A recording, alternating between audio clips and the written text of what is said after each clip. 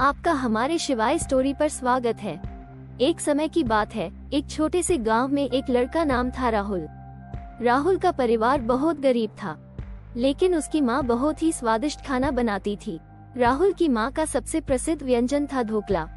गांव में सभी लोग उसके ढोकले की तारीफ करते थे। एक दिन गांव में एक रहस्यमयी बूढ़ा आदमी आया। उसने सुना था कि राहुल की माँ के ढोकले बहुत खास हैं। बूढ़े आदमी ने राहुल की माँ से ढोकला बनाने की विधि पूछी, लेकिन उसने मना कर दिया। तब बूढ़े आदमी ने राहुल को बुलाया और एक जादुई किताब दी। उसने कहा, इस किताब में एक जादुई ढोकला बनाने की विधि है। इसे अपने परिवार के लिए बनाओ और देखो क्या होता है। राहुल ने किताब को खोला और विधि पढ़ी। उसने अपनी माँ की मदद से वह जादुई ढोकला बनाया। जैसे ही ढोकला तैयार हुआ, एक चमकदार रोशनी चारों ओर फैल गई और ढोकला सुनहरे रंग का हो गया। राहुल और उसकी माँ ने ढोकला चखा और वे दोनों हैरान रह गए। वह ढोकला बेहद स्वादिष्ट था और उसे खाते ही उनके जीवन में समृद्धि आ गई। गांव में सभी लोग उस जादुई ढोकले की चर्चा करने लगे।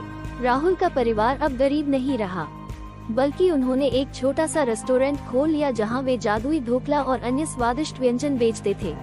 उनके रेस्टोरेंट की प्रसिद्धि दूर दूर तक फैल गई और लोग वहां आने लगे। लेकिन गांव में एक चोर था जिसका नाम था रघु। उसने सुना कि राहुल के रेस्टोरेंट में एक जादुई ढोकला है जो समृद्धि लाता है।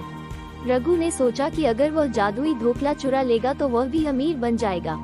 एक रात रघु ने चुपके से रेस्टोरेंट में घुसने की कोशिश की, लेकिन जैसे ही उसने ढोकले को छुआ, जादुई रोशनी फैल गई और रघु का हाथ जादू से चिपक गया। वह ढोकला छोड़ ही नहीं पा रहा था।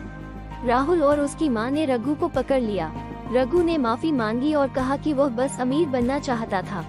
राहुल ने रघु को समझाया कि असली समृद्धि मेहनत और सच्चाई से मिलती है, न कि चोरी से। रघु ने अपनी गलती मानी और वादा किया कि वह अब ईमानदारी से काम करेगा। राहुल और उसकी माँ ने रघु को माफ कर दिया और उसे रेस्टोरेंट में काम करने का मौका दिया। रघु ने ईमानदारी से काम किया और वह भी जल्द ही राहुल और उसकी माँ की तरह खुशहाल जीवन जीने लगा। बूढ़ा आदमी एक दिन फिर से गांव में आया और उसने देखा कि राहुल, उसकी माँ और रघु सभी खुशहाल जीवन जी रहे हैं। उसने राहुल से कहा, तुम्हारी अच्छाई और मेहनत का फल है ये जादुई ढोकला।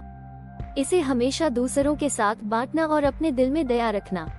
इस तरह राहुल का परिवार, उनका रेस्टोरेंट और अब रघु भी, सभी हमेशा खुशहाल और समृद्ध बने रहे और जादुई ढोकले की कहानी पीढ़ी दर पीढ़ी सुनाई जाती रही।